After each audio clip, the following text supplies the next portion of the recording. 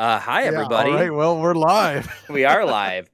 We were just talking about how this is Mr. John Lemmon's first U.S. convention appearance. You've done some at what is it, EGX or something like that? Oh yeah, I've done various other events, mostly in Europe, and I'm always out in the U.S. for like E3 and whatnot. But I am certainly not the featured guest at that show. That Well, belongs to yeah. Jeff Keighley, I think. Well, but events like this, like I have come to have a much greater interest in like the fan-driven events than the industry events. hmm Mostly Yeah. because like events like Long Island Retro Gaming Expo, like I see them as a celebration of like the games we've already got, Yeah. whereas like these other industry conventions, you're staying in a line for hours and hours to play a game for maybe 10 minutes that you can't even take home with you. Yeah. Yeah, it's not that exciting. It's usually just a lot of work. But so I guess we should probably start to get to the topic. Yeah. Explain why we're here. What are we doing here? Well, originally we were going to do a discussion about the games that inspired us to get into the kind of things that we are into. But recently we took a different approach, and we're going to talk about the the trials of making video content about technology, for better or worse, for gaming, about gaming Yes. technology. I mean, most people know of us as technically oriented videos that we make. So we're just going to Even though for our channel that wasn't really our intent. yeah. See that's what's funny actually is like I've kind of moved back. I've done a little bit less with just tech and tried to branch out into all history while talking tech along the way. And you know what I mean? Like embracing everything. And you Right. guys moved more in the tech direction. So we're kind of like somehow met in the middle a little bit. Yeah, I mean, but that's what I respect so much about all of the work you do on Digital Foundry is because it's not just purely about tech. You're talking about how does the tech support the gameplay? How does it support all Yeah, of these other exactly. ideas the developers were doing? And it's a celebration of those achievements. Yeah. Exactly.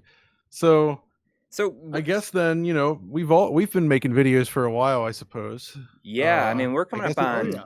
6. Are we coming up on 7 years since My Life in We Gaming started in launched? 2013. 2013, We started in October 2013. So it'll be October 1st this year will be 7 years. It's crazy. Wow. John, when did That's you awesome. when did you join Digital Foundry? So I actually joined in 2013, but for those first 2 years, we didn't really do a lot of video production work, just sort of like the frame rate analysis stuff, and then mostly it was articles. So we would write articles to support what we were discussing and finding. And then in 2015, that's when we made the videos. So I suppose it's actually kind of interesting to talk first how that changed. Yeah. Because, back then it was literally just, we have this proprietary tool. It's called FPS GUI. It has evolved quite a bit since the old days, but the idea is that you capture in lossless video. You take that video then and you import it into this program, and it literally scans through frame by frame, looking for a set of criteria. Like it'll look for a torn frame. It determines how long it remains on screen, and you get the results from that, and then you can set up the graph from there and all that stuff. All the stuff from the old Digital Foundry graph. It all starts there, and we used to include that with the articles that we wrote. So on that side, video making was easy, and it was just about the writing. But now, obviously, once we switched over to video, you guys know it gets a little more complex. Absolutely. It gets a lot more complex. I mean, I don't know if there's any field of work other than video work where like it takes every single time you should know that it's going to take longer than you think it will. Yes. And it does take longer than you think it will, but you always convince yourself, you know what? Like, I think this one can go pretty quick. I think, and I felt like this Game Boy IPS video that I'm working on right now, like I imagined like, oh, this is going to be great. There's not going to be a lot of problems with this. Like, this is going to be an under 20-minute video. And then I found like a bunch of like weird little issues. And then like, do you find that like for me, like when everything just works perfectly, like the video doesn't necessarily have to be that long, but it takes so much more time to explain like problems than when it just works. Yeah, exactly. When you encounter things like that. So I think when we test like any sort of new piece of hardware, which is something that we all kind of do, when you really want to go into those super detailed videos, you kind of have to decide at the beginning like how in depth you're going to go, because once you climb down that rabbit hole, the amount of work required goes way up. So, obviously then with any video, it starts with just sort of playing with the thing, whether it's a product, a game, a tool, anything. You just spend time with it, right? I mean, that's what you do. Mm-hmm. And then you never know what you're going to find. And yeah, especially with like pre-release stuff. You get that nobody else is talking about it. There's no forums to go to necessarily. You just kind of have to play around and see what it is. I mean, usually if it's hardware related, you at least have a contact or two. Right. So you can kind of reach out like, hey, it's doing this thing, give them a chance to sort of respond and kind of work with you to better understand what's going on. So that's like the whole research part. And I think you guys kind of do the same thing. Yeah, I mean, we were talking just the other day about how it's nice when some of these people making some of the, the cool retro tech sort of contact us well ahead of time and send us maybe some of the very first units that they're sending to anyone, because it makes our jobs easier if they're able to fix the problems before we do a video. Because I don't want to make a video and release it like saying, oh, here's this problem, but then it's going to be patched out, within a month. And yeah, exactly. I would rather say like, here is this problem I had, but it was fixed. And I feel like that, for whoever's making the thing, I feel like that, even though they might want to pretend that the issue never happened in the first place, I like to say like, here was this problem that was fixed, because to their credit, I think that shows responsiveness and willingness to fix something. People who pretend that their product is going to release and be perfect from day one and never need to be fixed again. Like sometimes I'm a little more skeptical of that kind of stuff. It's been a gradual process to become skeptical. Early on, we were like, "Oh, this is going to be awesome," 100% of the time, and then slowly, as you discover issues, then you learn to be skeptical. Yeah. But then that kind of gets to the next part is like, so I think, we kind of work on a slightly different timetable because, the pace of Digital Foundry is, I don't know how you do it. It's brutal, it's my full-time job. So pretty much got to make 2 videos a week most of the time. And unless that's I'm working on a huge video. So yeah, exactly. That's why so I kind of break it down in terms of what types of videos I work on. When I have a videos that are like those long hour-long retro videos, for instance, I mean, those things take a ton of time. And I think it's usually like a solid week of working until midnight every day. Just crunching to get through it. I wish I could get through making a video that was an hour long in that kind of time. And I do think it's worth noting that a lot of the retro stuff is just kind of a work of passion for you. It's not something that you are like assigned to cover or anything. You're doing that stuff because you want to. That's interesting because, I mean, your whole channel started out focused on retro games. Of course, that's what you're known for, right?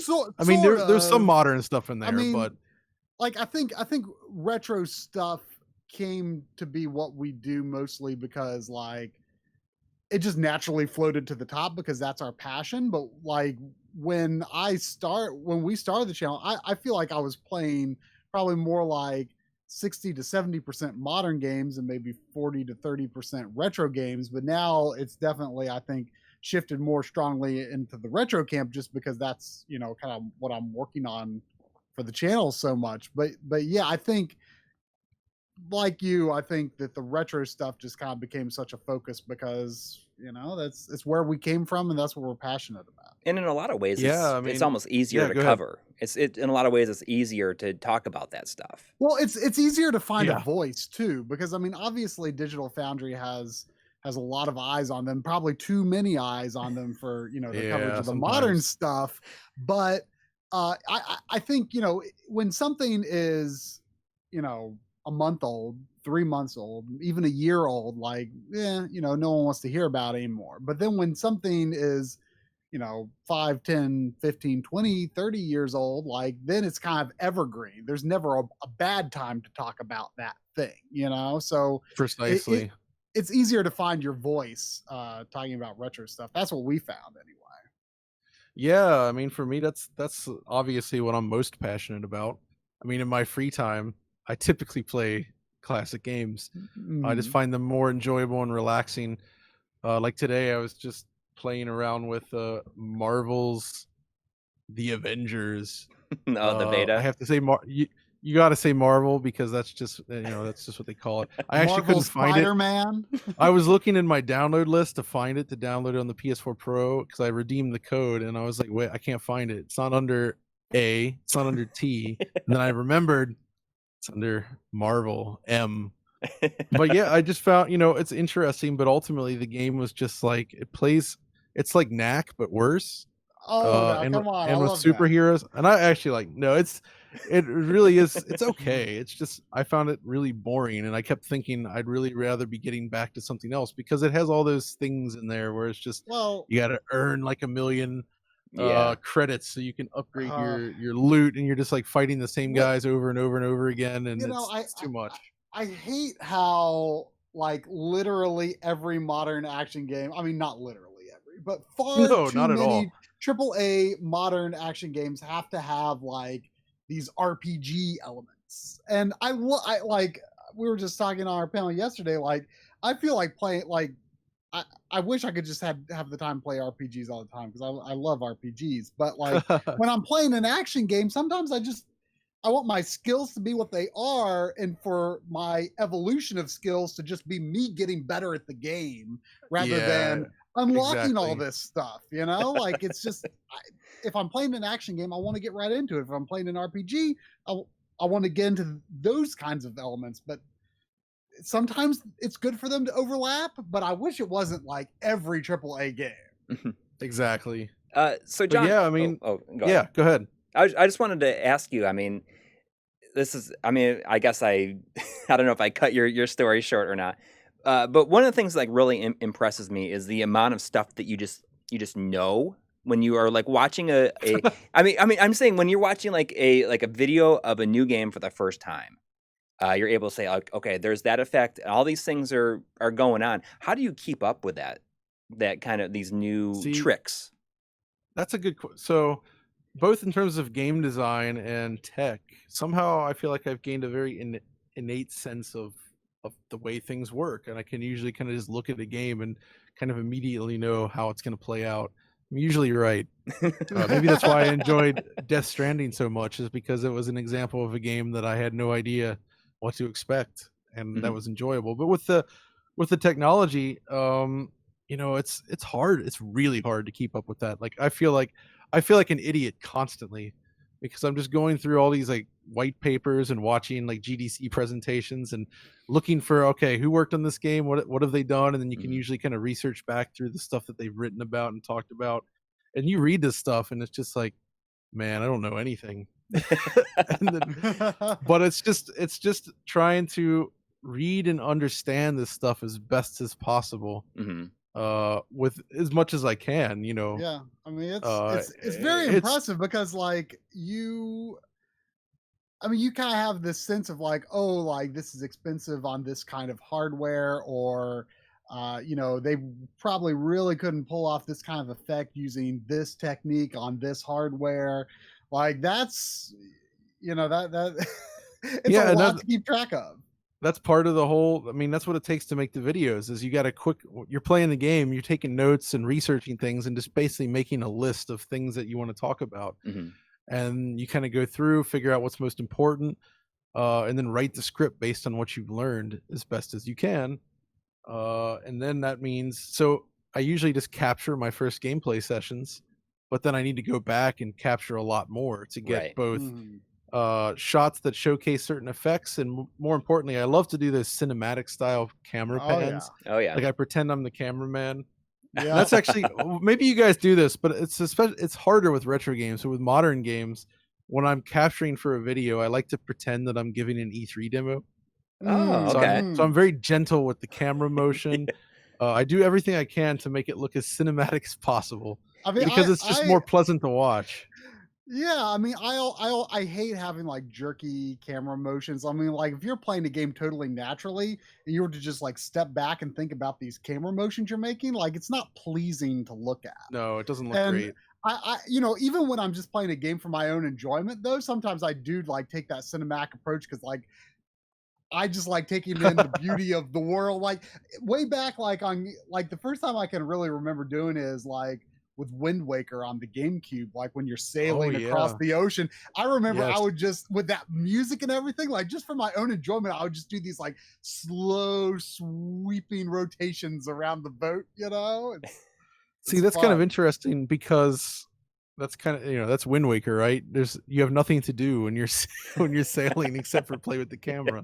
So. Which you know, I at the time a lot of people were like, "Oh, sailing's so boring," but like that was such a part of atmosphere of the game to me. Like, and that's why I enjoyed like you know playing with the camera. Like it just sometimes the vastness of a game world draws me in. Although I know all of us kind of have issues with the modern implementation of open world. But yeah, and seeing a comment there, I should note we will definitely be taking questions. Yeah, so exactly. there will be plenty of time to talk about that. We're just kind of going through this first as best as we can, which is, you know, all we can do. People can submit questions using the Q&A tab that's at the top of the chat. Yesterday it filled up, but then I was not able to remove any after we answered them. So I mean that might happen. Oh boy! But I'll just go back to the chat then at that point. We'll see what happens. Yeah. But yeah, so. Go ahead. This is leg, man. So I mean, like I was like hearing about what you're like where that interest in the gaming tech originated. Because for me, I mean, the first time I really thought about it, I think, was when I had a coworker who was obsessed with Quake 2, and he was like, "I got 2 Voodoo 2s running an SLI. You got to come over and see it." And that's the first time I really thought about like these. Like getting this hardware to like make it run better, and I never really thought about that because I was primarily playing on consoles up to that point. I didn't even know that SLI existed in the Voodoo days. Oh yeah, yeah. Oh well, that's when it actually meant scanline interleave. Oh, okay. Which is where it would, you know, well, you know, the name describes what it does, but it worked because it didn't introduce any of the frame pitching or incorrect frame pacing, so it was really effective actually. Yeah, I mean I remember him telling me that, you know, it's scanline interleave, and you know each card is handling a scan line and it's like alternating between them, right? Like it's like one. Yeah, and exactly. So that's the first time I was really aware of that kind of thing, but I didn't really think about it too much, I think, until I started like watching your videos. Like I didn't think about it too much more. I mean, I didn't start thinking about it too much more and beyond that until I started watching your videos. Yeah, I mean, probably the same. I mean, I had a sense of like, you know, what kinds of things you could generally expect from this console, and this console. But yeah, I mean, it was definitely Digital Foundry that made me think a lot about, you know, what is building these games and what kind of things goes into it. Because you know, when I first started watching that stuff, it might have been more like a curiosity of like, oh, what version's better? And I think a lot of people have this super misguided opinion that Digital Foundry is about, you know, console wars and which one is better, but that's not it at all. I mean, that's what drew me into Digital Foundry once I started looking at it for maybe that surface level stuff. It's like, oh, this is like actually really interesting how these things are done, how each console is optimized to be as good as it can be, you know, for that console. You know, it's interesting stuff. That's interesting because that was one of the things I really worked hard to change, because it used to be just about, well, A versus B, right? That's how the channel was, and it kind of stayed that way for a while. But I started doing articles more about I think I called them what works and what doesn't for games, and kind of look at that. And then I started exploring more like interesting elements about what made the tech really cool. Because Richard did a few of these types of features, but they weren't the norm. And then I kind of felt like that's actually what I prefer to do most of the time when talking modern games. So that I'd rather produce that than just how does the PS4 version compare to the Xbox version, which is not usually that exciting. And two, when you do these videos that are on like console exclusives, whether that's for the Switch or the Xbox One or the PS4, like just celebrating the technological achievements based on a game that was built for that platform, that's some of the most interesting stuff to me. Yeah, that's for sure. But going way back, Coury, you were asking before what started me down this path. And that's interesting because I can specifically pinpoint it. It was in 1994. Yeah, I mean, it was it was the first time. I think I've told this story once or twice before, but I saw Daytona USA in the arcade from Sega, and it was the thing that sort of I suddenly realized what 60 frames per second was, even if I didn't really know what it was. I saw this 3D game, 3D graphics moving with such fluidity, with so much detail. I'd never seen anything like it before. And from that moment, I made it sort of a quest to see something like that at home. It took a very long time. I mean, that game was late 93 originally, and I saw it in 94 as it rolled out. And, you know, PC cards throughout the 90s when I was really into PC gaming, you couldn't run a game like that at 60 frames per second. There was nothing even close. Right. It kind of took until like the Dreamcast era. Yeah. That we actually saw something comparable, I think. Yeah. I mean, it's, you know, it's so funny because it never like registered with me back in the day that, you know, 2D consoles games were by and large 60 frames per second. Like I knew that video was, you know, 29.97, you know, supposedly that was what the standard was. And so I just, in my head, I thought, oh, that's what video games are too. And when like I started playing N64 and stuff, I never really thought. Then you thought they were all 15 frames per second. Well, no, I mean, I just didn't think about it that much. And, you know, like I was, you know, you're the frame rate guy, and I'm a lot more forgiving on frame rate issues than you are. And I like to think that might be because like I was so obsessed with N64, I became very forgiving. But like when F-Zero X was in the works, I remember there was like this big deal.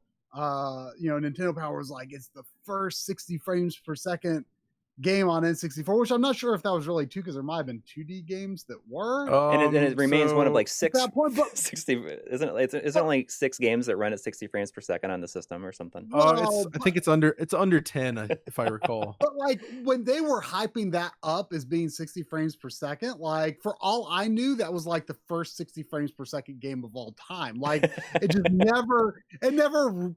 never registered that like, oh, Super Nintendo, NES, like those games were also 60 frames per second. I just didn't understand that at the time. Yeah, that's true.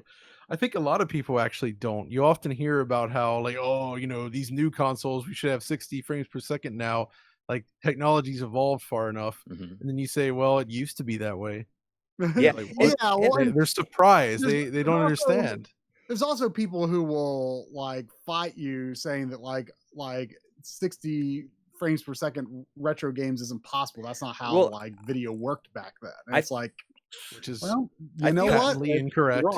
But I feel like the idea that old games weren't 60 frames per second in a weird way were kind of influenced by people watching these games on YouTube for the first time in a long time, and that was that was before YouTube supported 60 frames per second. So they're seeing them play at 30, and I think that it probably colored these games differently in their minds than they remember them being. Yeah, actually, and that kind of ties back into the video production stuff we were talking about, where you know, for a long time we had to deal with the lower quality of YouTube.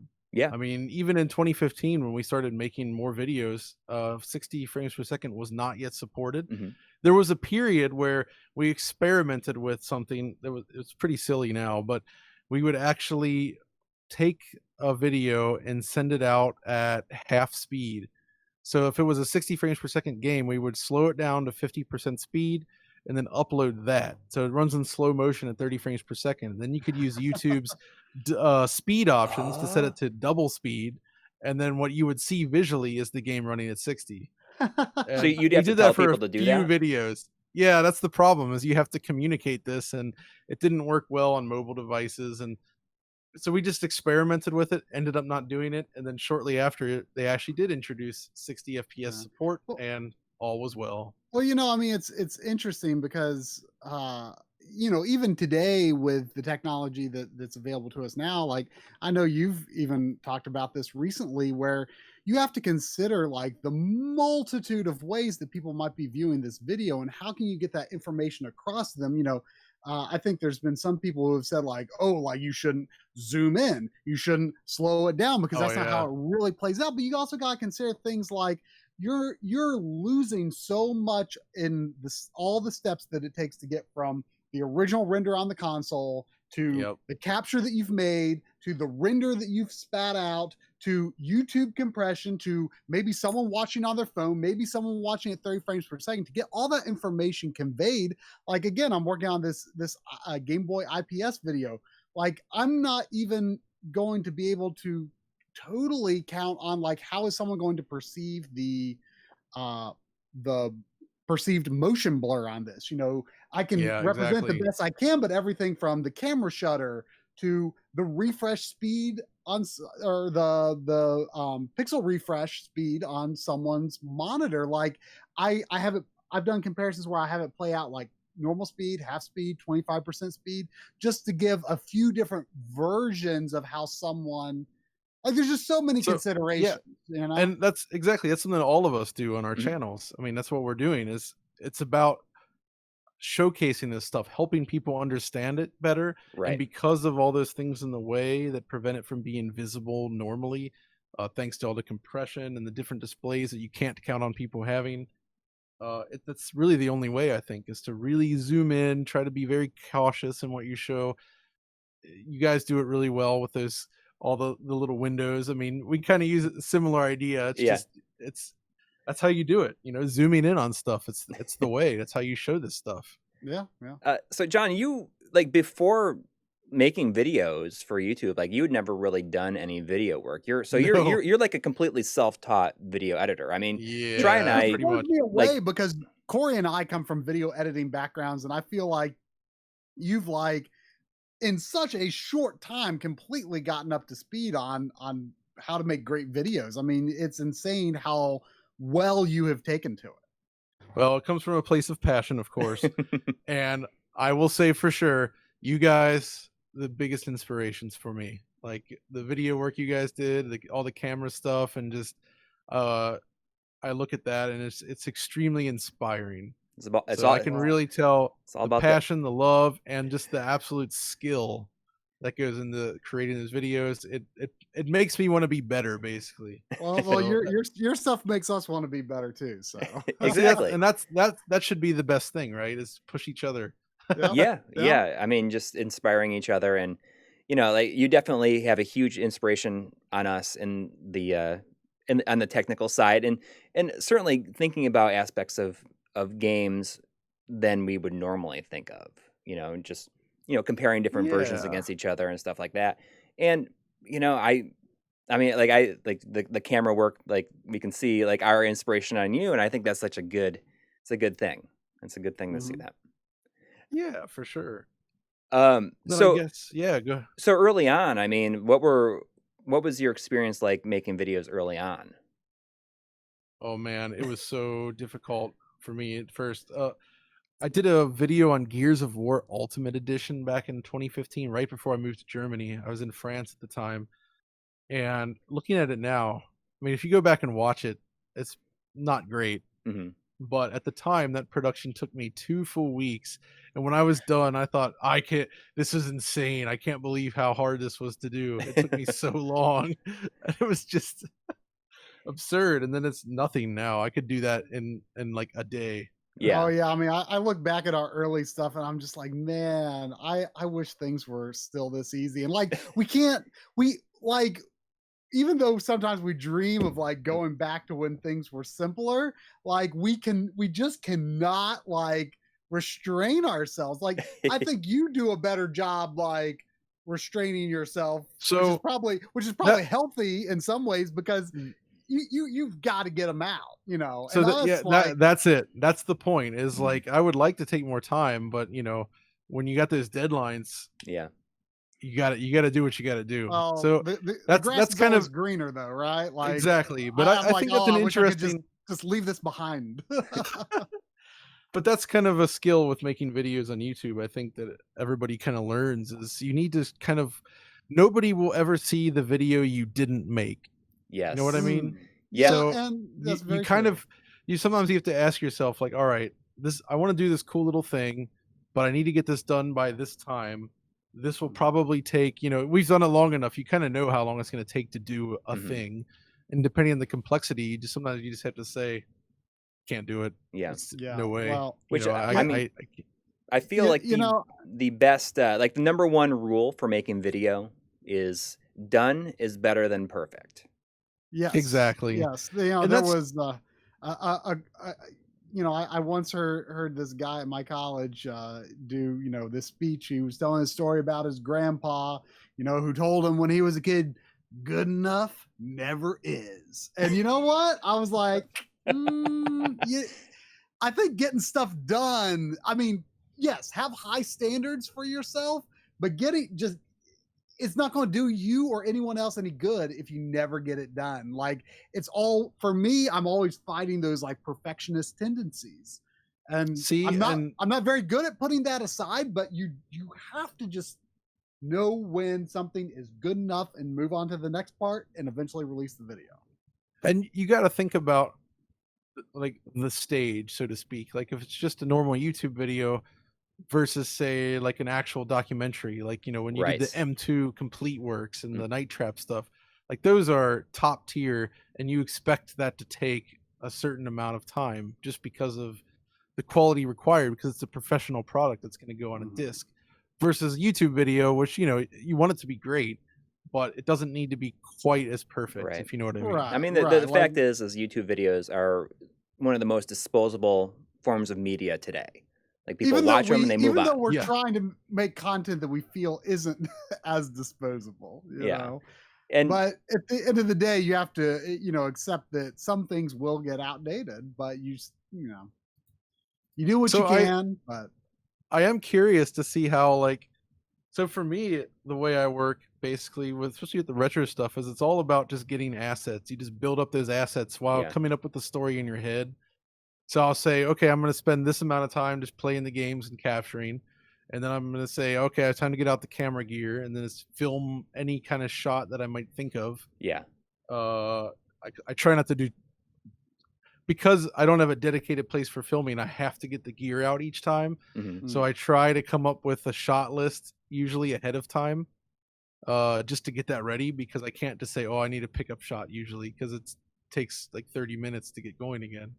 Right. See, I feel like that's a very good way to do things, because for me, like, I find editing to actually be more enjoyable, and Coury and I have talked about this a lot, when we're providing each other material. We're eventually, once Analog Frontiers is done, we want to do that like kind of as our default process, because I found more fun when Coury is just feeding me stuff and sometimes it's shots I don't expect. I'm like, oh, and it's more creatively fulfilling, I like to say, when you're putting in something you didn't expect. But normally my normal process, which I hate, is that I'm like editing, I'm like, okay, I need this shot, I go make it. I need this shot, I go make it. Or I'll like write down like a chunk of shots I need, I'll go make them and bring them back and edit them in. I see. And it's like coming up with specific ideas for what I need to fill each part with. And see, that's cool, but yeah, that's time consuming. Well, like you said about people won't see the video, people will never see the video you didn't make, or they won't know what it could have been. Like, a video that was completely made with like these shots that I specifically envisioned in my head, versus a video that was completely made by Coury just getting me random B-roll that was in the general idea. I doubt the end viewer would know the difference between those two videos, even though with the first type you're thinking like, oh, like I had this specific idea and this is really tailored to the voiceover. but like I don't think the viewer is really going to see that distinction. Yeah. So I guess the way I do it then is I have a vision for special shots. Like sometimes I'll be like, I want to do this for the intro, or I want this certain type of like vibe for this part. And I'll have a few of those throughout a video that I put a lot of time into really trying to polish up. But then you kind of think of everything in between, and it just needs to be good. Yeah. But you don't have to polish it up to the same level necessarily. Like polish, but you know, it's not that dedication and time. So it does help speed things up. Yeah. And that's kind of how it works best for me, I guess. It's good and it works best, I think, for games that can, or for subjects that can be, you know, what we like to term G-roll. G-roll is direct. I love that term. I love that term. That's so great. We have a G-roll folder and a B-roll folder. If I shot with a camera, it goes in the B-roll folder. If I direct captured it, it goes in the G-roll folder. See, I always named my I had my B-roll folder was filmed, and then the G-roll folder was just capture. And now I started to want to use G-roll.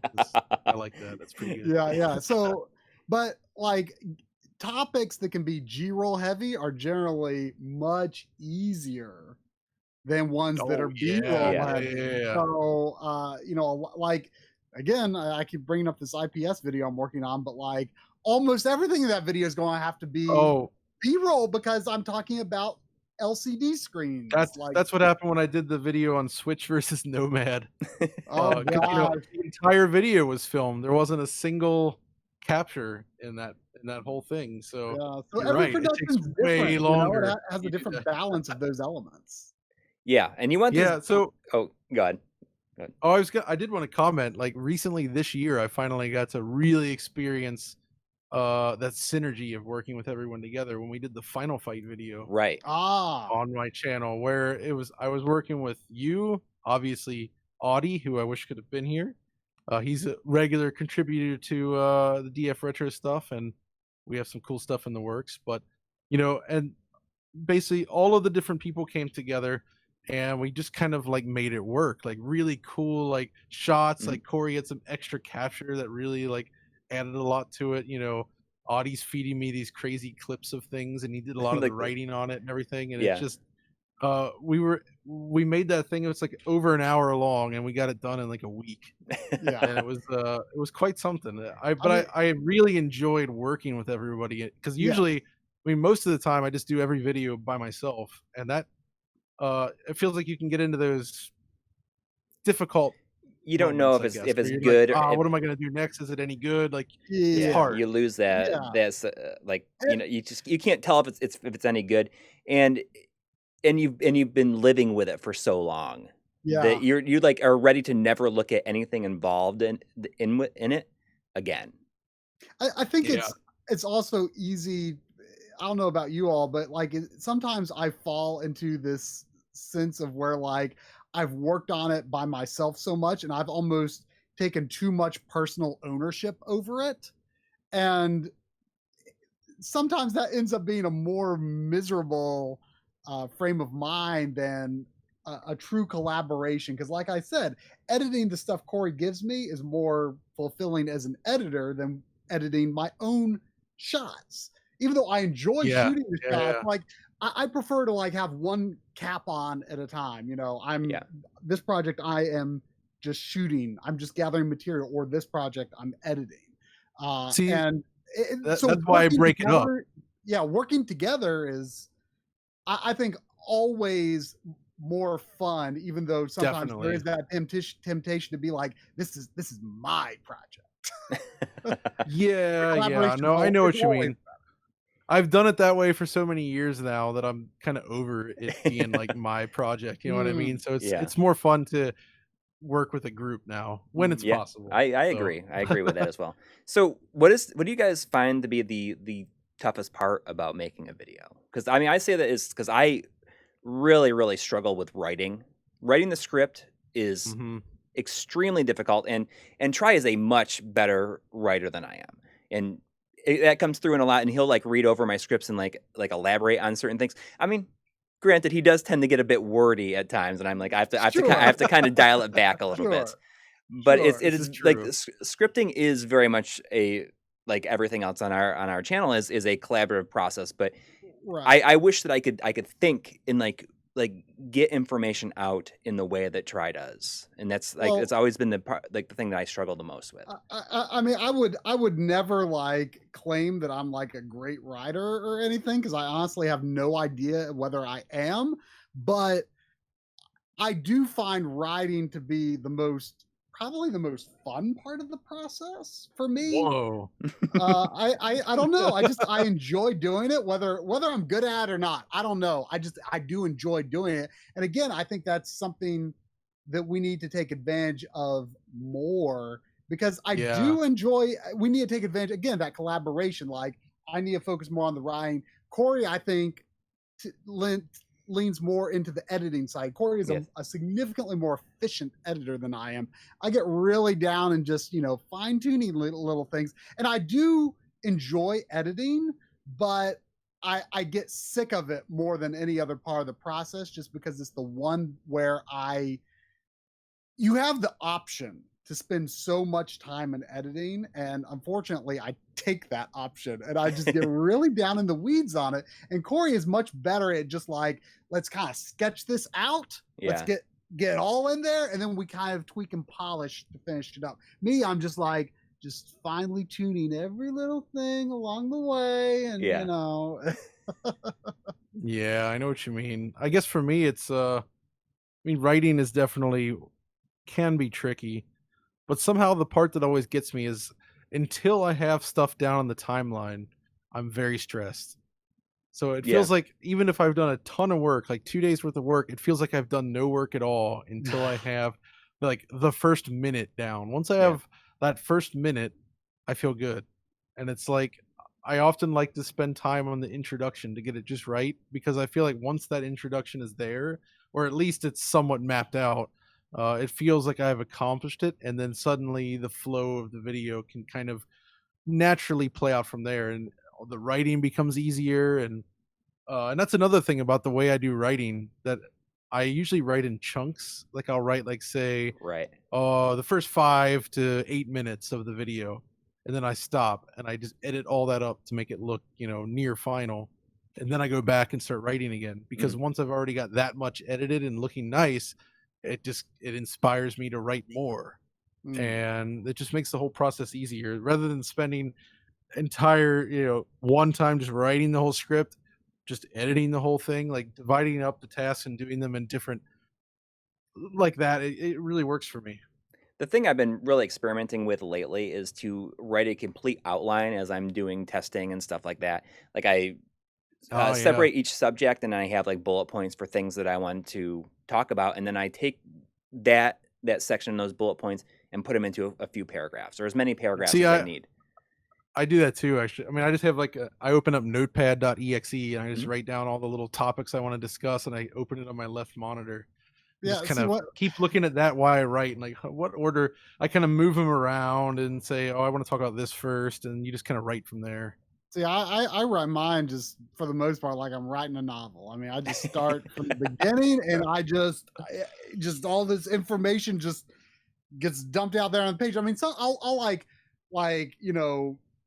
enter some little things, like I'll just like write like a note like talk about this, so I don't like forget to put certain things in. But like right, I'm not much of an outline guy, but I can really see how that's improved Coury's workflow lately. Because what's surprised me, like when we've done some of our casual ad lib videos, like he's like I put together an outline for it this morning. I'll click on the document. I'm like, this is huge. Like you filled this out so quickly. Like I was really stunned, like how much of a complete concept he had of the points that he wanted us to hit on so quickly. So Coury is definitely very good at coming up with.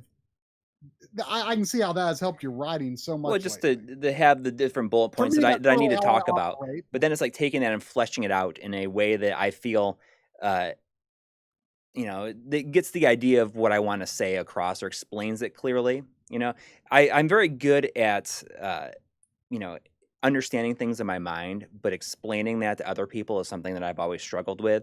And it's funny that is part of like one of the main aspects of our channel is explaining this to other people. and I don't think that I would have been able to do that without Try showing me like how that should be done. Well, Oh man, I don't I know. love it. I think through those things. Like, I mean, like I always like to say, like, people shouldn't assume that, you know, people should probably have a lot of faith in John's technical chops, but like people should never assume we're technical. Coury and I are technical wizards. I always like to say that I dumb the subject down to my level. Like, Oh, you're if selling like, yourself short there. but no, I mean, seriously. Unless though, we're 'cause talking Sega, in which case, you know, you got to dumb it way down. but no, seriously, like I think that it has contributed, I think, to sort of the accessibility of our videos, is that like I'm just very good at banging my head against this brick wall until like something clicks in my head and I'm like, oh, I understand this. And it's like, if I understand this, now I know how to help other people understand this. That's right. So, you know, and I'm always verifying these facts with, you know, the very smart technical people that we know, like Artemio and Steve and Bob and all those yeah. guys. Those guys are amazing. Yes. Absolutely. And- When it comes to retro stuff.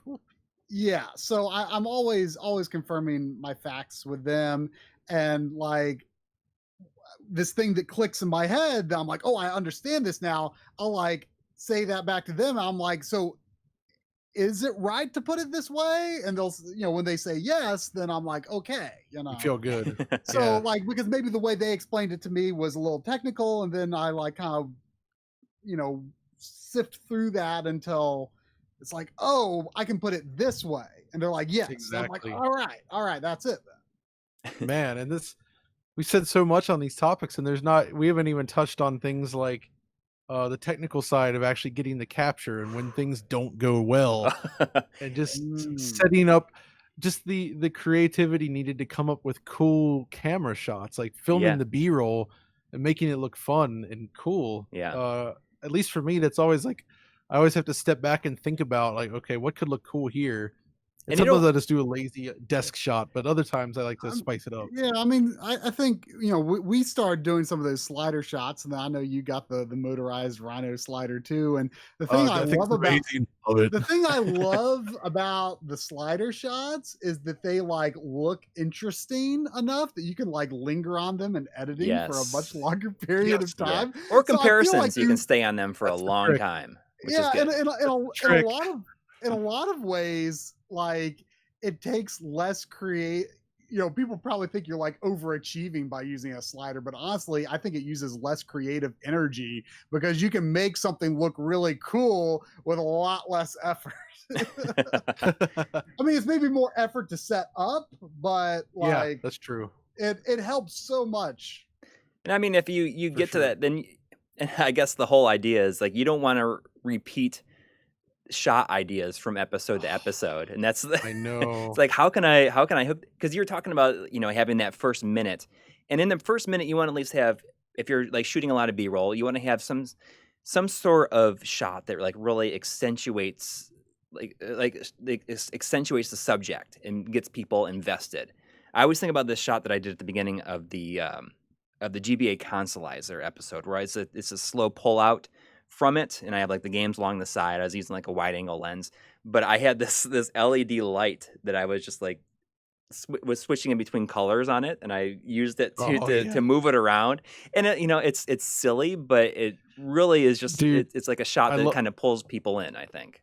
I think I'm still the most proud of the one I did on the analog Super NT with that introduction with the Gradius music and all the LEDs in the dark. Yeah. I even filmed I had my son come in, who was quite young at the time and still is, and I had him stand right in front of the TV when I booted up the console and tried to film his eyeball so I could get the reflection of the boot up screen in his eye. Tried to something like that, like did something like that really early on with the N64, with N64 RGB episode, where it's like this close up of your eye, and Mario 64 is like playing. You can see it in your eye. But one of the things, John, I really like the shots that you did with your in the Mega SG video with all of the Mega Drive games.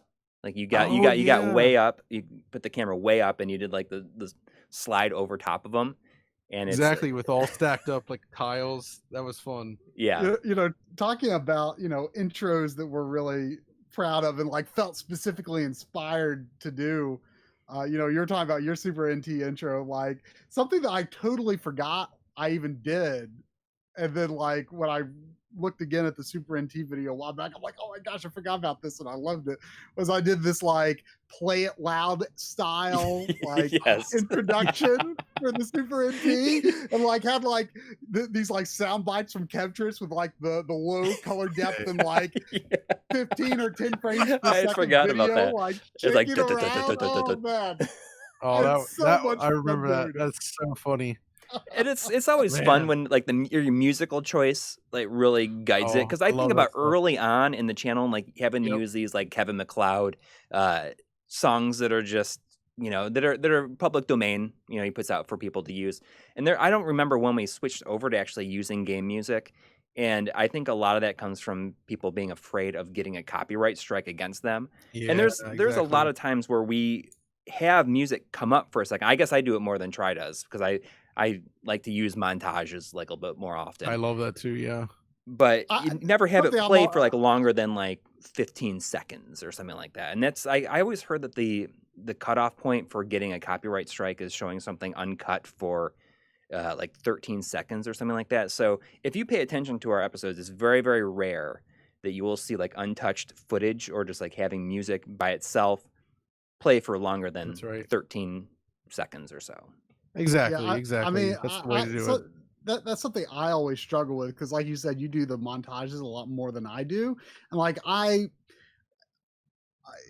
around the time that we started the channel, my boss at my old job, came from a TV news background, and I feel like a lot of what became my style kind of evolved from working under him. And so like I've always, obviously with TV news, you've got like a minute, 2 minutes, whatever, and you've got to just pack everything into that span of time. So I feel like I'm always fighting against this tendency of like, if like information is not being given like every second, if I have like more than like a second or two between voiced information, like people are going to get bored and click away. And like I'm always like trying to like fight against that tendency and like sometimes just give it at least a little bit of room to breathe. And John and I have talked about this a lot, where there, like a lot of times we'll hear like a piece of game music. It's like, I just want to use a specific part of this song. It's like, it's a good example is I did a Phantasy Star 2 video a long time ago where I have this one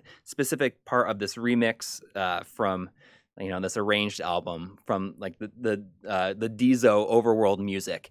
And I have it come in, and it's like this montage of me like basically ruining the game, like using the hymn book. But I love the way that it like edited together, and it's still one of my favorite things that I put together. It's really good. I love that. I just want to say, because I know we're getting we should probably take some questions here in a moment. Time. Yeah, I just wanted to comment. One of the UPLINK staff, John, there in the chat said, if you want more technical insight on hardware, make sure to catch the repairs panel at 3:15 with our chief preservationist George Portugal. I have to apologize. I've forgotten some of the names, but that might have been one of the people that I met at the Long Island Expo last year. That was in like the sort of the museum section of Long Island. I just really wanted to call attention to that, because like whenever you guys can get back to doing an in-person event, like that whole museum where you had all those consoles and old computers and the first ever arcade machine set up, like that was one of the most stunning things I'd ever seen at a convention, and really elevated the whole event for me. And I was so mad I didn't bring my camera to shoot B-roll of some of that stuff, because it's stuff that you're not going to run across every day. See, you just touched on another thing there, is we're always thinking about stuff to shoot. Yeah. But I just I did want to thank you all for that. I just wanted to say a special thanks to your guys' hardware staff out there, because they are super cool. Well, but anyway, was there any questions we should close off with? Do we have to cut this off at 3:15? I mean, like one thing I do want to say is that we were talking yesterday in our panel about how like we just have like a lot of this stuff, And I think that as we've started to, like, as we shoot more and more B-roll of stuff, we kind of think of it as a way to, like, preserve this stuff and have it exist in a space that feels like it's not like a scan, but it, you know, you can.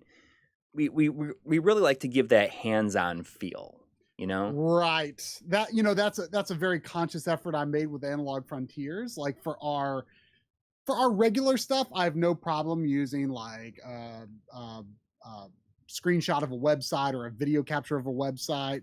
But like for Analog Frontiers, anytime that I'm showing a website, I'm shooting it off of a computer CRT because like I don't want to see like JPEG compression artifacts or anything like that. It looks cool, yeah. And in Analog Frontiers, because it is called Analog Frontiers after all, and like a theme I really want to like keep strong in that, and in our regular stuff too, is like this stuff still exists. It's still something you can reach out and touch. It's not archival material that's like, you know, like you say, like instruction manuals and stuff. Like I like to shoot video of it because like these are still real objects that exist in the real world. See, I love this because I think recently I captured some retro PC footage for you in one of the videos, and then you immediately took that and you ran it into a PC monitor and then filmed the monitor. And yep. Exactly. It actually looked like a direct feed. It was amazing. It was so cool because I set I put it on this little Linux computer and I set the resolution to 640 by 480, I think, which is what you captured it at. And so the scan lines like lined up perfectly with like the Windows 98 start menu and all that stuff. Yeah, I love that. That's so great. I mean, I'm always thinking of ways to make it feel real. You know, a friend was joking when I was telling him about how I did that. He's like, oh, so Analog Frontiers is built on lies. I said, no, it's movie magic. Exactly. So I hopped over to the Q&A tab. It wasn't loading, so I wasn't seeing any questions. But now I reloaded it, and now I have them. So I'm gonna go ahead and go through those. Okay. There's a question from Rob R asking, saying, John, you sound American, but you refer to the Mega Drive in videos. Is this because of habit of being in another country? I've always wanted to know. I guess actually for that, it's I've lived over in Europe now for 7 years, and I have about 200 games for the 16-bit system, and like 170 of them or so are Japanese Mega Drive games. And it's also a better name, just in general. I love the name Mega Drive, and I have more of those. So yeah, I kind of go back and forth on how I want to refer to it because I grew up with the Genesis, but I'm surrounded by the Mega Drive. Well, I mean, it's kind of like how I usually, you know, I've got my PC Engine box behind me here. Like, I feel like the PC Engine scene is so much bigger than the TurboGrafx scene, and you know, the system was more popular in the region where it was called PC Engine, and exactly. You know, so for the most part, you know, I do refer to it as PC Engine. There's a question from Patrick Working saying, along with Retro RGB, you guys really brought to the mainstream the RGB retro gaming and PVM boom. What are some of your first console experiences revisiting older consoles while seeking the ideal video signals and CRT displays?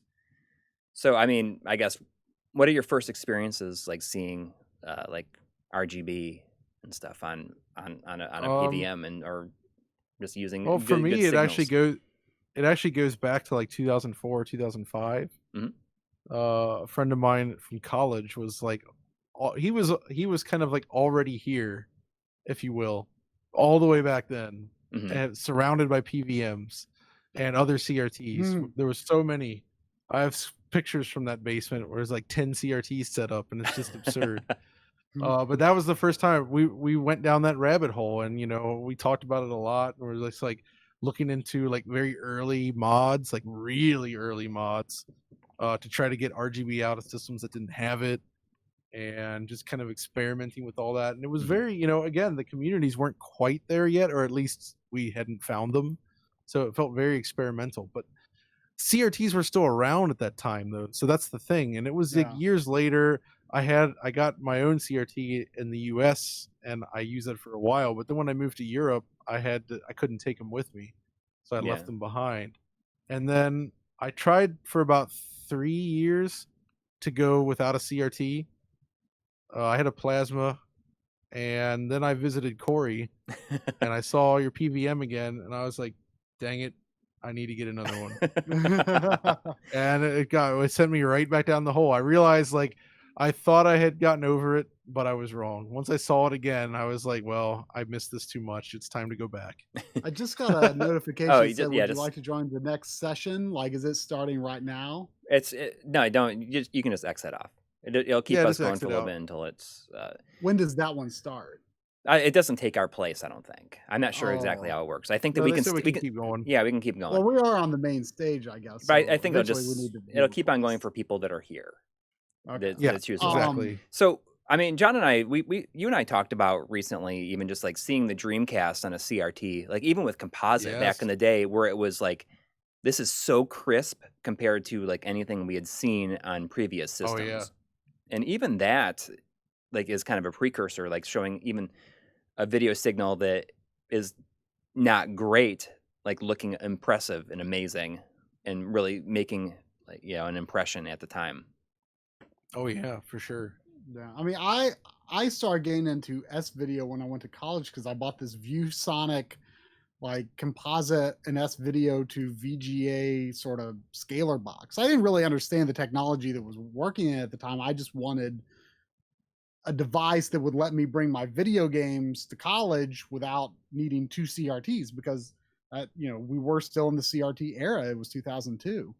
And but in terms, so from there on, I was just like an S video convert. I was, preaching the good word of S video all I could.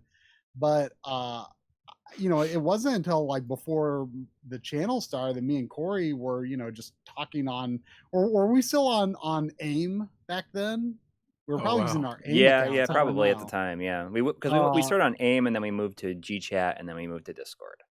Yeah, but then we were like looking at the Hazard City website and looking at this RGB stuff and reading about the Framemeister. And I remember like looking at this stuff, and I'm like, we were both like, this can't be real. Is this real? I was like, you've like, how are you getting these like perfect sharp pixels out of like the actual console? Like, I know like S video, but even the shots of scan lines made it look like a CRT, and we couldn't believe it. I was just like, this really do what it says it does? Can the Super Nintendo really output that? And then once we did get the Framemeister, like, some of my first experiences were probably Super Nintendo, I would say, because that was the first cable I bought. But that was also what got me into Sega Genesis, because like I wanted to get a Sega Genesis for a long time, but I was just like, man, I tolerate the NES because I love the NES, but I don't want another system that can do no better than composite. And I thought that's all Genesis could do, was composite. And so when I discovered it could do RGB, did you not listen to the marketing? It said Genesis does. and it does. So it doesn't do S video though. But oh well, who needs that? Come on now. I would have got Genesis a long time ago, or a much longer time ago if it had S video. But no, like once I learned to do RGB, I'm like, oh, so I can have a Genesis and I don't have to deal with another composite only system.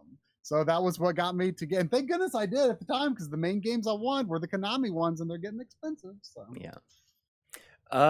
So there's another question saying, I've always been fascinated at how you guys narrate your videos and seem to bend the visuals and music around the narration. Is this completely by design, or do you guys always try to add something new each time you put out a video? I mean, I think we're always trying to put like new things in each time. Oh, yeah. I mean, I'm always trying to be conscious about putting, whatever I'm talking about, show what I'm talking about. I mean, which can be super annoying sometimes. Yeah, I mean, just to create that. Most of the time. I mean, a lot of times there's definitely parts of the voiceover where it's like, almost anything could go here. And it is almost entirely dependent how close to finishing you are. Yes. When you're when you're on the last stretch, you're just like, I'll put that in. Yeah, exactly. I try very hard. Like I don't like, definitely with a lot of stuff John does, like when you're sometimes dealing with like pre-release stuff and you've only got access to so much footage, or you just gotta get a video out quickly. Like I totally understand like when you're like showing stuff again, but like I'm usually trying to like, we will sometimes recycle material between videos, but I try very hard to not repeat a shot. Oh within it. yeah, I know. I almost never repeat shots either, even on those quick videos. I always try to mix it up. The only exception is like when I covered The Last of Us Part 2 recently, the restrictions were so severe for the first video that I could only capture from like these 2 tiny areas, and you couldn't show anything else outside that. And it's just, I could only run through that so many times. But I mean, in terms of like bending the video around the narration, I mean, we like to kind of go in and out. Yeah, exactly. Let's see here. Another question saying, do any of you ever storyboard your videos? And if I was a good artist, I would maybe storyboard some things. I don't do that. If we had more time, storyboard it in my head. I was definitely more artistic when I was younger, but I'm not much of a drawer these days. Dang, I used to be pretty good. I even animated a cartoon once. Really? I spent a year doing like cell drawings for something. Oh wow! Using a system to bring it to life. Yeah. It was amazing. I wanted to be an animator back in the day. I did too. Like, I mean, one of the reasons I went to the college I did was because they offered like a 3D animation class. But like, I eventually realized like I am better at looking at something that exists and then doing something creative with it. You know, in other words, photography, video. Yeah. Versus like having that thing like spring out of your head as a drawing or a painting or something, you know? Yeah. See, I just vision it in my head. Like I usually, for the videos I'm really into, I kind of like envision what the scenes will look like. And I often figure that out. I go on a nice walk in the woods near a house and just think about it. And it's like, oh yeah. Okay. I used to do that. Like when I made in high school, I would make videos with my friends in high school. And I would just like, you know, especially if I was like on vacation or something and I was like hiking in the woods, or, you know, sometimes, you know, maybe I would even be like at my grandma's house and I'd just be like sitting out on the deck. And I would just like, sometimes I would like pace about and I would just like visualize like the entire video, the movie that we wanted to make, like shot by shot. Yeah. Of course, these were, you know, movies we were making. I think it's important to say, like, I was way into planning it out, and like I didn't even need to write a script because I just like knew everything I wanted like in my head. I just had. It's amazing. I don't do that anymore though. Just in general, I think that it's important to just kind of step away at times if you get really stuck. And I mean, like John doesn't have the luxury of being able to do this a lot of times, but there's times where I will be completely like frustrated with something and not know exactly what to do, and I just don't have the push to figure it out that night. And sometimes I will go to sleep and I will immediately know what to do the next morning. You know, the shower and on the toilet are the 2 most creative places in the house. I can see the shower, but not on the toilet. You know, sometimes I come up with like the perfect solution to a video problem. You know? All right. So someone was saying yesterday, they asked us what the video that we're most proud of. What about John? John, what is the video that you're most proud of? Ooh. Actually, I'm still going to go back with the video I did on Onrush. Oh, yeah.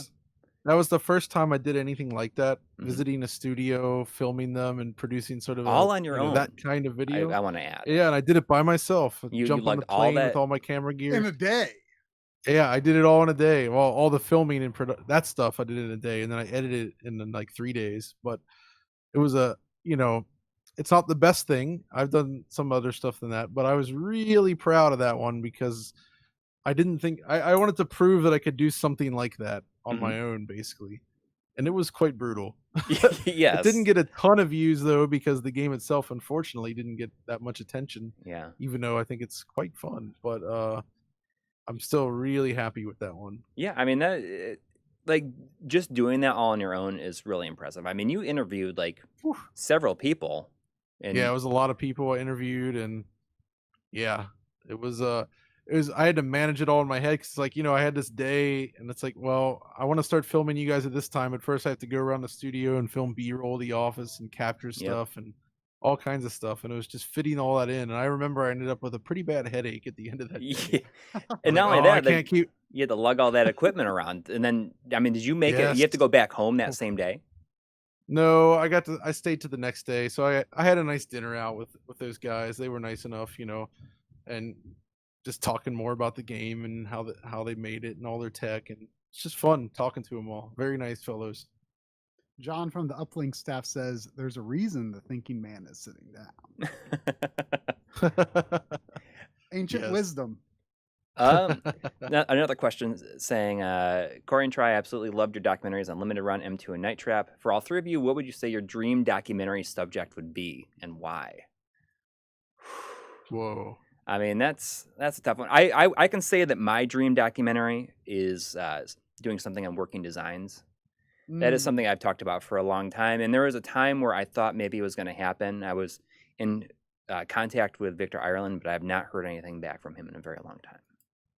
I would love to do something with like some of the old Final Fantasy staff, Sakaguchi, Oimatsu, people like that. I think that'd be pretty up there for me. I mean, certainly like there's things like, do something on like Miyamoto or something, but that's just like literally never going to happen, Like I feel like I feel like someone like Sakaguchi could in theory possibly be accessible, you never know.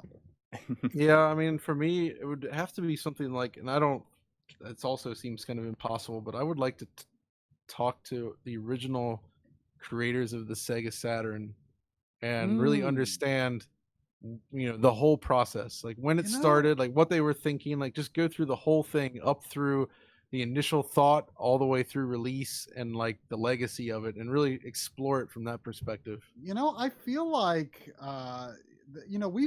we've had like close calls with getting pretty close to some Sega people. I feel like they could be pretty accessible. I don't know if those people still work there though, but yeah, that's the I trick. definitely think doing things with Sega is pretty plausible compared to yeah, Nintendo that's anyway. true. Hopefully get something good out of that. Although I can't say anything, but I do have a couple really cool ones lined up, so I'm excited about those. Oh yeah. So more details soon enough. Another question asking, how does the internal hardware of the minis, I assume the mini system like the or the classic systems, how do they compare, and which one is the most powerful? Which one has the most horsepower? And I think that's so. I was actually going to joke and say I'm not sure it can be considered a mini, but that Capcom home arcade stick has a rather potent piece of hardware in there powering it. The actual hardware is very small. It's just that the controller is huge.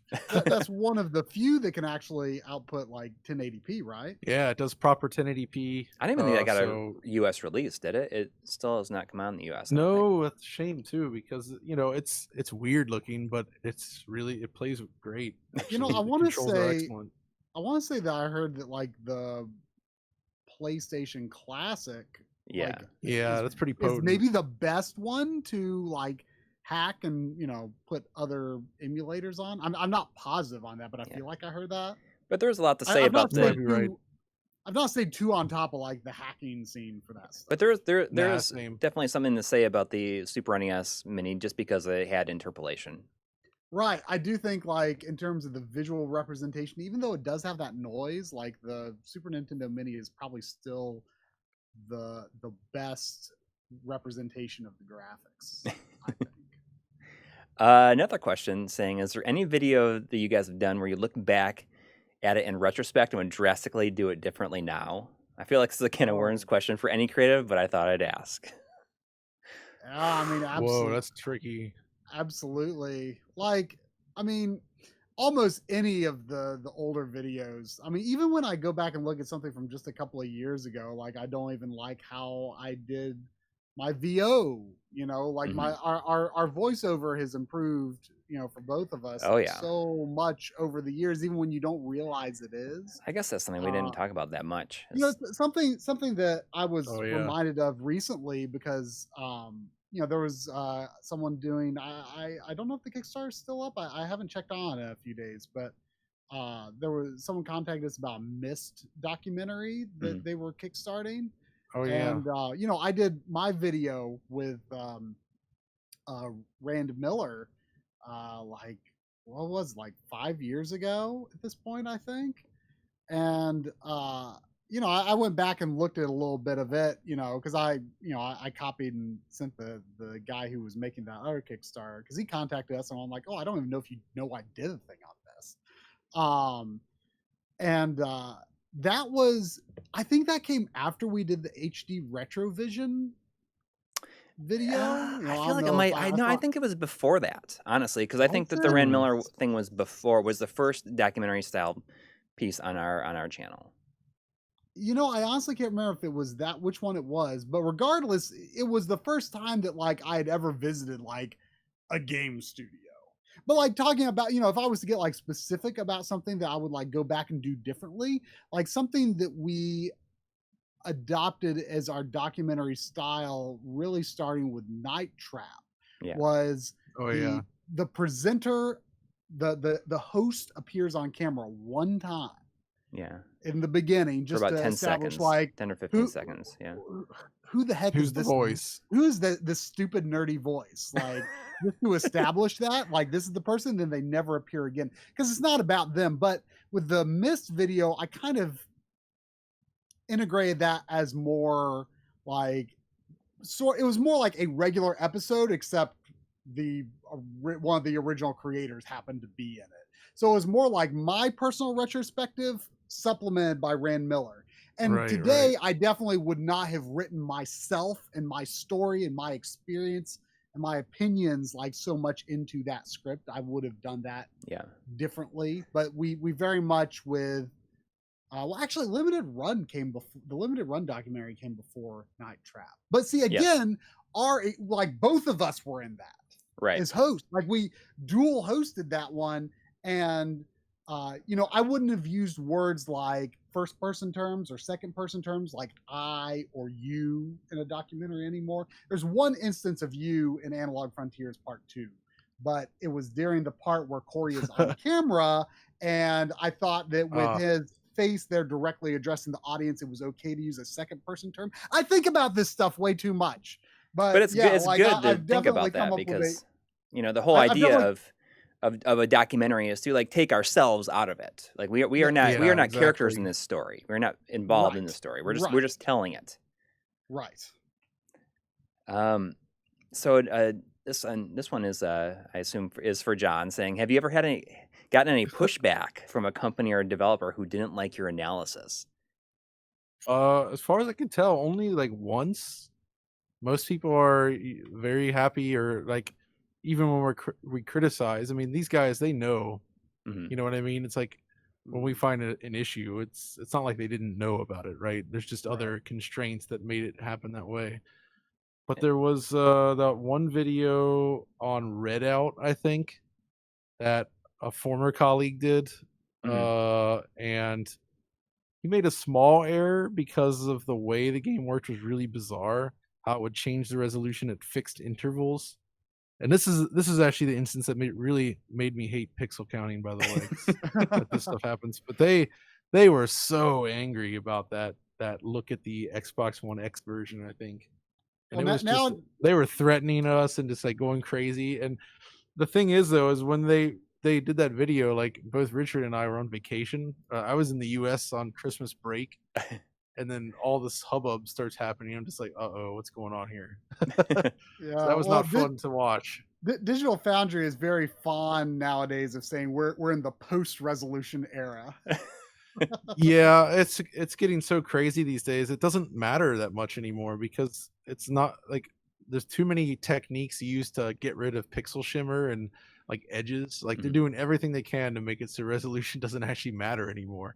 Do you think you know, if you compare like the tail end of last generation to the tail end of this generation, and my perspective might be skewed because I am playing on the PS4 Pro and the Xbox One X versus the earlier versions, but do you think it seems like games have been much more consistent at reaching a relatively stable like 30 frames per second versus the Yes, tail end of yes. last generation. Like it seemed like they were pushing the visuals beyond what those systems could really handle. Do you think Digital Foundry's growing influence over the course of this generation has like directly affected performance targets in Yikes. current games? I don't.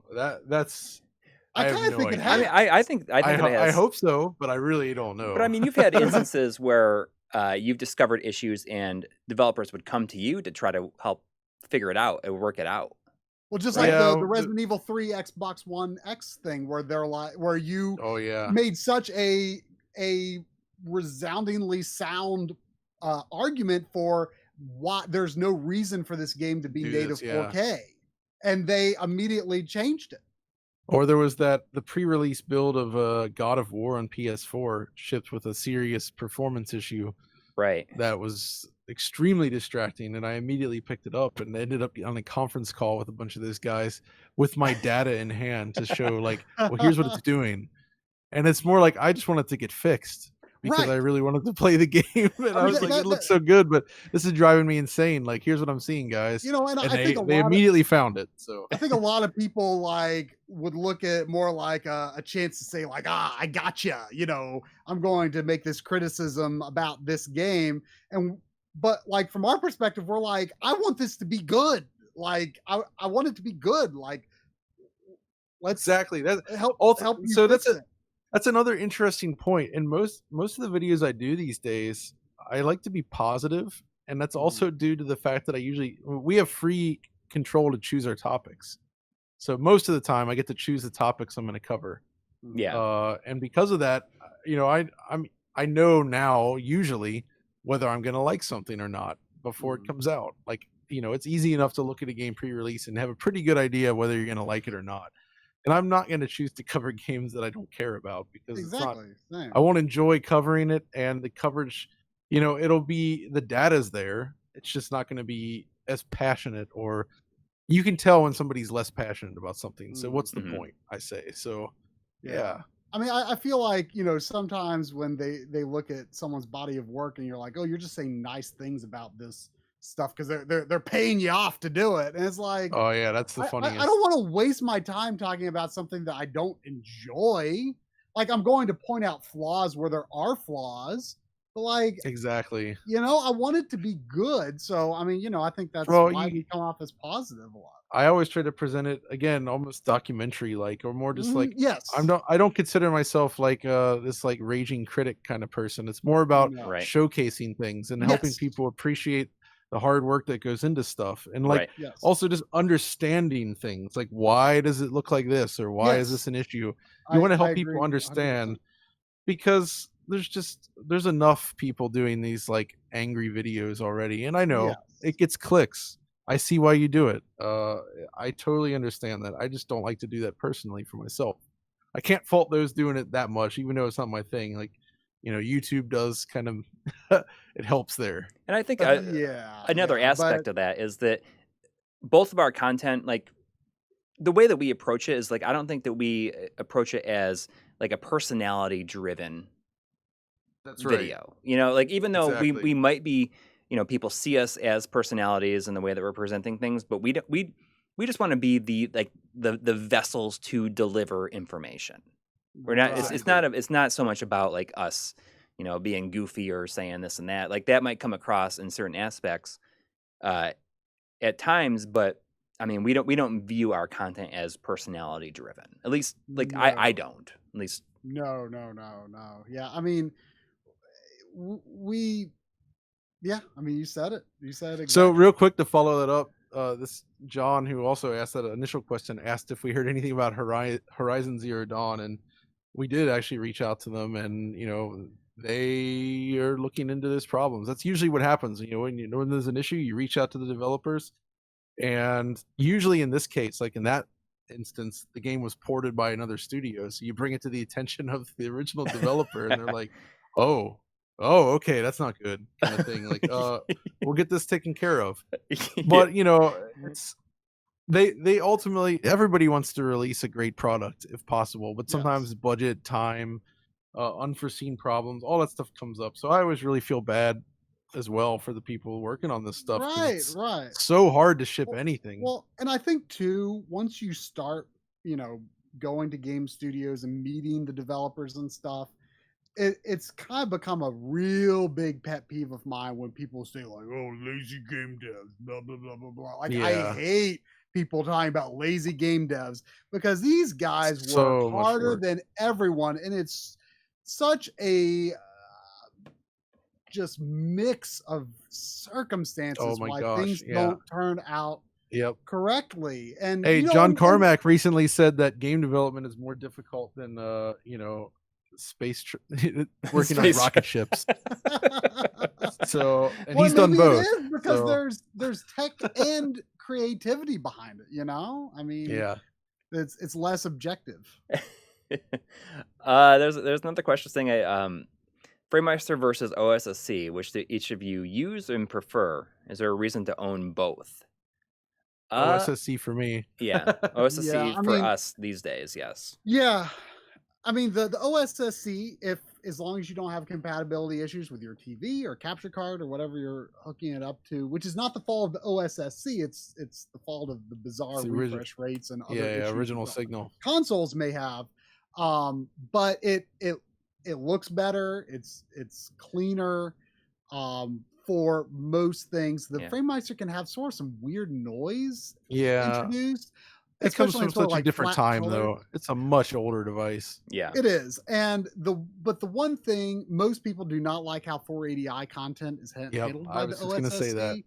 So the Framemeister is better in that regard. But people have been sending us links like, oh my gosh, the Framemeister is $600-800 these days because it's out of production, and it's, I guess, reaching that point where people are trying to resell them for a lot of money. And I always feel bad because it's like the Framemeister is still a good device, but it's good right now in the year 2000. Considering it's out of stock, there are significantly cheaper community-driven products that are available now, like. Buy what's current. So I will say though that the OSSC can be a lot more finicky in terms of getting the sharpest picture. Like there's just default settings you can use, but if you really want to dial it in, you got to play around with like the back porch and Coury and me, like our philosophy is we use the generic scalar settings on the OSSC because one is just so much work. To get, I know, and I'm always like, I'm paranoid that I'm going to get, like, when I'm doing the optimized settings, I'm paranoid I'm going to get like some column of flickering pixels that I didn't see, and then it's there in my capture, and then I like have to redo it, and I don't want to risk that. And two, like, I feel like that's not what the average person is really going to get when they're using the OSSC. And like we and Bob, kind of talk about our philosophies on capture all the time. A lot of the stuff that Bob does, he is trying to show you how to get like the ultimate capture from the original console. Yeah. And there's that is great. And a very important thing to discuss and have information out there on. But like our philosophy is more like, what can you realistically expect to get out of this device? How will you see it on your TV when you're just playing the game for fun? Yes. So I'm trying to represent, how does this look when you're using it for fun? So actually, does anybody else here think of Bob from Retro RGB every time you use Bob the interlace? I do. Yeah, I do every time. Every time. And you know what? My phone, every time I type it on my phone, it auto corrects it to capital B-O-B. Even though Bob lowercase B-O-B is an actual word, but because I talk to a person named Bob, and because I talk about Bob de-interlacing like multiple times a week. Yeah, it's his de-interlacing. Yeah, I mean, Bob de-interlacing. like so, somebody needs to like draw a cartoon version of Bob and have his name be Bob the Interlace. Bob the Interlace needs to be a character. Bob the Interlace.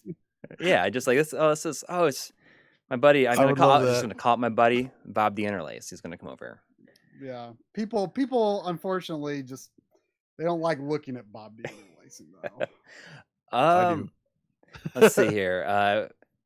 I've been really enjoying Analog Frontiers. Can we expect this? When can we expect to see a few more? And there's 3 more episodes planned. It is like a set and defined series that will have a beginning and an end, and there's like a sort of an arc that is planned that goes some themes that sort of have this arc that go through it. We've sort of half seriously joked about the idea of like doing like smaller ones in the future, like maybe on a more narrow topic or subject, or just the work of a particular person that we might call like something like Analog Frontiers Gaiden. But I mean, I like the idea of it being a analog standalone thing though as well. Like, like it just being this point in time. But like if people really like it, I mean, people seem to really like Analog Frontiers, so I could see branding something in the future as that. But the main Analog Frontiers series is, it is planned to be 5 parts. There's a definite beginning and a definite ending. We would do another series like it if we had like a whole team of people. If we could hire like a whole team of people to do it. I was thinking I should do like a Gaiden episode for you guys based on the CRT wizard here in Germany. Yeah. Oh yeah. I mean, there's a ton of international people that we would have loved to cover. Yeah. We did get Artemio at least, and there will be we had extremely limited time to get a few sound bites from Tim Worthington and Marcus Hiankari. So they will appear briefly in part 5. Yeah. But we had very limited time. Marcus actually, I don't know if that many people know what he looks like, but he actually makes like a one-shot cameo in part 2. And one final question here is: at what point are contemporary open world releases more simulation versus game in their categorization? How do you say it? Thinking Red Dead Redemption 2. What are your opinions? Will this trend in AAA titles continue, or will we see a return to more classic gaming? I am so sick of open world. I gotta tell you. Yeah, I'm sick of open world these days, mostly. Although I love Death Stranding. I've already said that. And Breath of the Wild was amazing. Yeah, that's good too. I think what the 3 of us are really sick of is clearing markers off maps, going from waypoint to waypoint. I enjoy open world games where they give you enough information to kind of figure it out on your own, but make your own way to do it. Yeah, I know what you mean. Breath of the Wild, one I always bring up that most people don't like, but I freaking love is Lightning Returns. Like that was exactly my style of open world game. I love the concept of open world games. I like Bethesda's brand of open world games, which is very different from like the typical like third person, Ubisoft Rockstar style open world game. I still do want to play Red Dead Redemption 2 because the first Red Dead Redemption was one of the only games of that style that like really gripped me. But in terms of like simulation, I'm not sure what he really means by simulation. So I think I know what he's getting into, where it's more like the world itself is like, it's just sort of, a simulation, where there's everybody goes about their business in the world. There's a time of day, there's a schedule. Honestly, some of the stuff that I guess Shenmue was talking about back in the day, but wasn't quite able to pull off. But Red Dead Redemption 2, I mean, when you actually play its missions, each mission is very linear and cinematic, almost like it's trying to be like a Naughty Dog style game. But then you get back out into the world, and it's just kind of this like place that kind of exists and goes by, has its own rules and everything. And I see, in that case, I think the world itself was so good and strong enough that it worked, because you still had these interesting cinematic missions bookended with this really interesting and beautiful world to explore. But too many games are just focused on go to the nav point, and that's not cool. Not anymore. And that's what ruined Ghost of Tsushima for me, which is such a beautiful game, but the camera and just that, again, they don't even have visible nav points in the same way, but there's still this sense of just going between this very limited selection of mission types and just doing this stuff over and over and over again. Yeah, I It mean, really rubs me the wrong way. even Spider-Man, which I know you loved, like I started Oh playing yeah. that. It was either late last year or earlier this year, and like I just got a few hours into it, and I was just so bored by See, it. But I really liked it because I thought the traversal in between the missions were Yeah, you fun. started off kind of bored by it. I Too, was, but that was me more being bored with the Spider-Man character.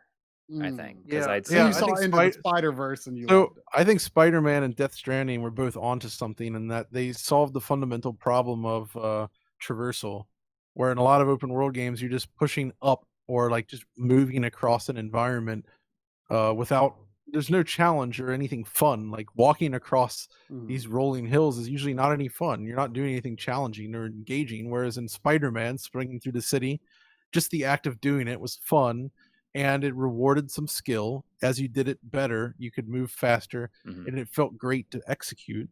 And then Death Stranding was like actual navigation was part of the gameplay. That is the Like, game, yeah. The fact that you could, like, I love this, and this is something open world games usually you come across anything, and unless it's an invisible wall, you can just go. Doesn't matter. You can brute force your way through. Where Death Stranding is the game where it's like you come across a river and you're like, well, how do I get across this river? You can't just walk across it in many cases. It's like you're solving problems. You're trying to figure out and because you can only carry so many tools with you, and the more you take, the harder it is to move. And it's this balancing of figuring out what you're going to need to get to a place that I found really rewarding. And I want to see more games really focus on this traversal. The dead space between the checkpoints and the waypoints needs to be interesting and engaging and part of the core gameplay. Well, and I was commenting to you when I beat Death Stranding myself that something that caught me off guard was I noticed in the credits there were 2 like lead level designers, and you don't think of an open world game as like something that has I mean, maybe they do have level designers, but it really struck me thinking like, oh, like they were like there was a plan to how you could tell in that game where it was huge, but it felt like everything was like the routes were all very carefully considered to make it interesting for the player. Yeah. So I mean, I love the idea of open world games, but the generic AAA formula has really just become tiresome for me. Yeah, it's over for me. I really want to play. I mean, something that's still on my backlog that I really want to play is Horizon Zero Dawn. It has some of those problems, but the world and this narrative is interesting enough, and the combat's unique enough that it kept me going. Right. Yeah, I mean, I'm always like compelled by the idea of an open world game, and I'll oftentimes buy them. But then, like in practice, like I kind of become bored of it, or sometimes it grabs me in the right way, and maybe it just depends on my mood, I guess. All right. Any final questions here? I'm gonna start to wrap it up because A, I gotta pee, and B, it's almost time to make dinner. And Try has to go think about his next video. Yeah. And I got set up for our stream that, everyone who's here, who's watching this, who maybe doesn't know that me and Coury do, Sunday night live streams over on YouTube, where our channel is. And we do it at 9 p.m. every Sunday Eastern time. And I'm planning to get into streaming sometime soon. Do some digital Foundry streams where I can run my frame rate tool live while talking about games. That'd be amazing. I mean, you've been talking about that for a little while. I mean, yeah, I just haven't gotten around to it 'cause I'm so busy with other stuff. But I mean, we're not announcing anything tonight though. But there is some fun projects coming up that all of us are involved in. Yes, and another very important person, and hopefully we can share more on this very soon. I love being able to say that because you always hear that from the PR people. Now it's like, we'll be discussing the details shortly. I actually get to say it. Yep. Anyways, we wanted to thank UPLINK for having us and letting us go a half an hour longer than our allotted time. It was a lot of fun. I mean, thanks. This whole event turned out to be really nice, I think. So I'm glad they were able to pull off some semblance of a convention in 2020. There's one final question. I'm just gonna, and this is a good one to end it on. Is what is your guys' favorite modern game? It's like that is a tough one. That I don't even know if I could lock it down Well, to also, one. I can lock it down. It's dang, I'm split. I'm split between two, and they were games of the year for their respective years. It's either Sonic Mania or Monster Boy for me. Oh, I man. know they're based on retro properties, but they're Yeah. new. Exactly. And they're so good, so beautifully, lovingly crafted. Like, I just can't, like, that level of quality does not come often. It's funny because Tri and I were talking recently about very, very early in the history of our channel, we did our favorite games of the generation for last generation as it was ending. Oh, yeah. And we're like, well, we should do it again because it would be really fun to see how this compares to that early video that we did on That was an embarrassing video. It's kind of an embarrassing video now. And I was like, I'm thinking about it.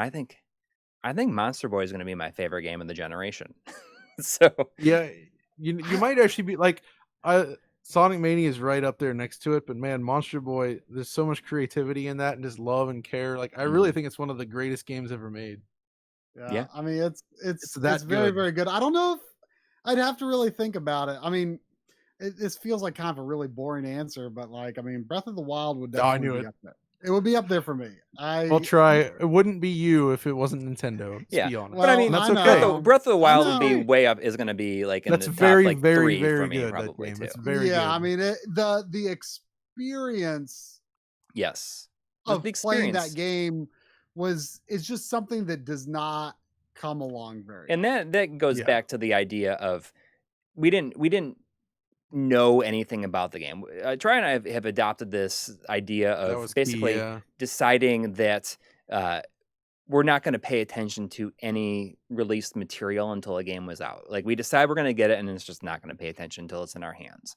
And Nintendo really limited the amount of information getting out on Breath of the Wild, but that combined with like our idea of just like not paying attention at all, like really made for a experience of discovery that I can't think of. The only thing I can compare it to is like talking about games on the playground when I was a kid. Like, nothing has brought me quite to that level. Although Monster Boy did have a very similar situation, because Tri and I were both playing it. It was like right before the game came out, and there was no like FAQs or anything on it. So we were kind of figuring out a lot of this stuff on our own. But like sharing. It's funny you say that, by the way, because that's my experience with most new games, because we're always playing them pre-release. Right. You talked about that a little bit. Like, you're living in the future. It's weird because I want to talk about these games so much when I'm playing them, but I can't. Yeah. Yeah. You said I'm living in some like future time warp that I can't talk to anybody about it. And it's cool, but if you don't have really anybody to share it with, it takes a little bit away from it. It's like when The Last of Us Part 2 came out, I had just got Ghost of Tsushima. So everybody's talking about that game, and I'm playing this other game. Yeah, I can't talk about it yet. And you had Last of Us like a month before it came out or something, and then you had to wait for me to like finish it, and we were waiting forever. I couldn't say anything to anyone. It's like, this is. I know, and then it took me like another week or two before I could talk about it. Yeah. But it was fun because I got to experience it without any sort of the controversy or anything discoloring my experience. I just enjoyed it for what it was. Right. And that's one of the reasons I avoid, pre-release information, why I avoid reviews and everything, because I don't want anyone coloring, how I perceive the game. Yeah. Yeah, exactly. Yeah. But yeah. Well, I think that's going to do it. Thanks to everybody who hung out and watched for the full almost 2 hours here. I know. It was a lot of fun. I've been seeing G to the next level in there, and I'm always feel like I'm competing with him on Mega Drive games, though. when I see the collection up there, I'm like, oh man, I'm coming for you. You've made some pretty serious gains though in this last year. Yeah. Like, this last year has been very good. It has increased dramatically. I love that system though. So what can I say? Oh yeah, I love the artwork. Shimke in the chat just said the trailers for Death Stranding were so spoiler free. I'm glad I avoided them. I mean, you and I, after we finished the game, we watched those trailers and we were just like, I cannot believe what is in this. Like, it would not have been nearly the experience it was. Exactly. It was a mistake. And I made the mistake of tweeting that fact. And a lot of people were upset saying, like, just by you saying that these trailers spoiled so much. Now you've like spoiled it for these people that are have watched it but haven't. Weird. So I had to delete that tweet. Anyways, all right. We'll see anybody who comes to our live stream tonight on our channel. And thanks to John for staying up late. I guess it's late over there. I mean, I guess it's getting later over in Germany. It's 10 p.m. It's all good. Yep. All right. It's just hot. Yeah. Hottest day of the year, you said. Yeah, it was like 36, 37. It was sounds not a cool one. Air conditioning is not common over here, just to say. Although I have my own unit right behind me, so yeah. But with that RTX voice, you can't even hear it. Yeah, exactly. That's amazing. Gotta keep that game hardware temperature controlled. Yep. Exactly. All right, everybody. Thanks for watching. Take care. See ya. Or good afternoon or whatever. See you later. Good afternoon, good evening, and good night.